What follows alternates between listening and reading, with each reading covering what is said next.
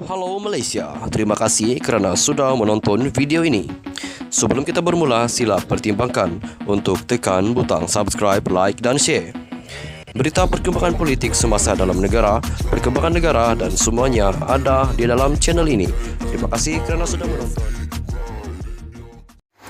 Halo Malaysia, selamat petang tuan-tuan dan puan-puan. Satu demi satu berita yang amat mengejutkan daripada pegawai SPRM iaitu Azam Baki. Namun hari ini, tepat jam 5.04 petang, satu berita yang dipetik daripada Cosmo mengatakan, saya tidak akan maafkan dia, jelas Azam Baki. Saya tidak akan memaafkan individu berkenaan kerana telah merosakkan reputasi Suruhanjaya Pencegahan Rasuah Malaysia SPRM. Itu tegas Ketua Pusuruhanjaya SPRM Tan Sri Azam Baki. Beliau berkata demikian bagi mengulas dakwaan yang dibuat oleh pegawai penyelidik kepada bekas Ketua Penerangan Parti Pribumi Malaysia Bersatu Malaysia Bersatu, Datuk Wan Saiful Wan Jan, berhubung sogokan bernilai RM10 juta oleh SPRM.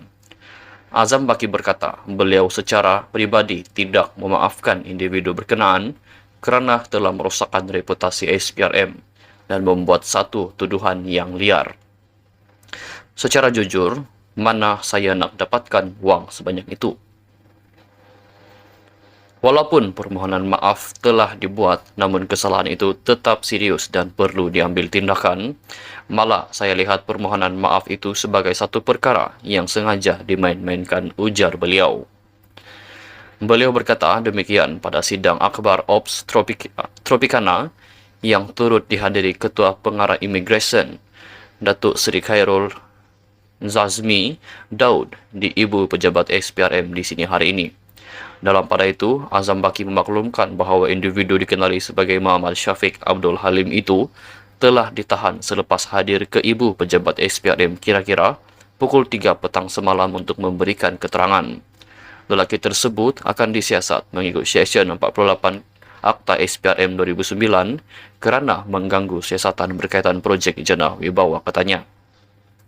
Sebelum ini, Muhammad Syafiq menerusi satu rakaman video mendakwa SPRM menawarkan wang sogokan kepada Wan Saiful bagi memastikan Presiden Bersatu Tan Sri Muhyiddin Yassin dituduh menerima rasuah. Video berdurasi 45 saat berkenaan dimuat naik di halaman Facebook Selasa lalu yang mendakwa Wan Saiful Wan Jan dipanggil oleh SPRM untuk menukar kenyataan. Selasa lalu, Wan Saiful Wan Jan telah mengaku tidak bersalah atas pertuduhan meminta dan menerima rasuah berjumlah RM6.9 juta ringgit membabitkan projek Jana Wibawa bernilai RM232 juta ringgit pada tahun lalu. Tuan-tuan dan puan-puan, satu lagi berita yang berkaitan dengan berita ini dipetik daripada luminews.my. Tajuknya sama, saya tidak akan maafkan dia, jelas Azam Baki.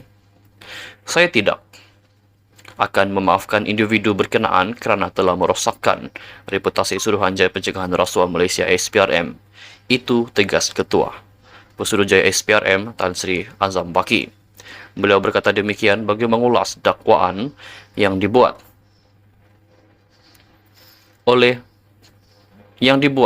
oleh pegawai penyelidik Parti Pribumi Bersatu Malaysia Bersatu, Datuk Wan Saiful Wan Jan. Sekian saja perkongsian berita untuk hari ini. Apakah pendapat anda tentang berita yang baru saya kongsikan sebentar tadi? Adakah anda setuju dengan tindakan SPRM itu, pegawai SPRM itu, ataupun tidak? Sila tinggalkan semua pendapat anda di ruangan komen di bawah. Kita jumpa lagi di video yang seterusnya. Bye-bye. Halo Malaysia, selamat petang tuan-tuan dan puan-puan. Satu demi satu berita yang amat mengejutkan daripada pegawai SPRM iaitu Azam Baki. Namun hari ini, tepat jam 5.04 petang, satu berita yang dipetik daripada Cosmo mengatakan, saya tidak akan maafkan dia, jelas Azam Baki. Saya tidak akan memaafkan individu berkenaan kerana telah merosakkan reputasi Suruhanjaya Pencegahan Rasuah Malaysia SPRM. Itu tegas Ketua Pusuruhanjaya SPRM Tan Sri Azam Baki. Beliau berkata demikian bagi mengulas dakwaan yang dibuat oleh pegawai penyelidik kepada bekas Ketua Penerangan Parti Pribumi Malaysia Bersatu Malaysia Bersatu, Datuk Wan Saiful Wanjan, berhubung sogokan bernilai RM10 juta oleh SPRM.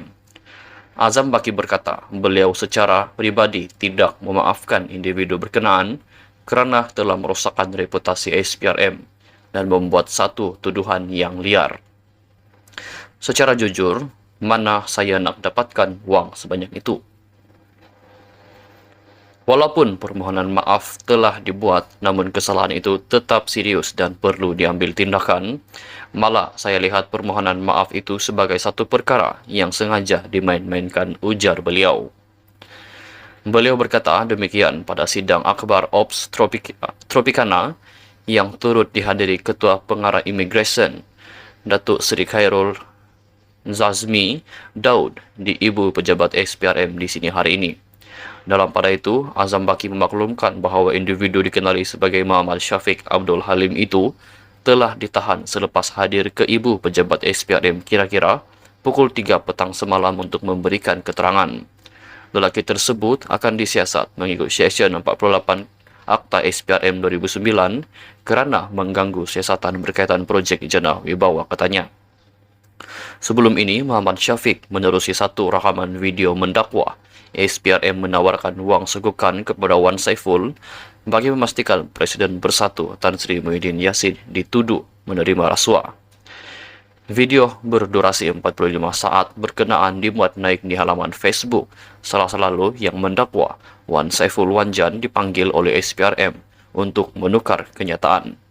Selasa lalu, Wan Saiful Wanjan telah mengaku tidak bersalah atas pertuduhan meminta dan menerima rasuah berjumlah RM6.9 juta ringgit membabitkan projek Jana Wibawa bernilai RM232 juta ringgit pada tahun lalu. Tuan-tuan dan puan-puan, satu lagi berita yang berkaitan dengan berita ini dipetik daripada luminews.my. Tajuknya sama, saya tidak akan maafkan dia, jelas Azam Baki.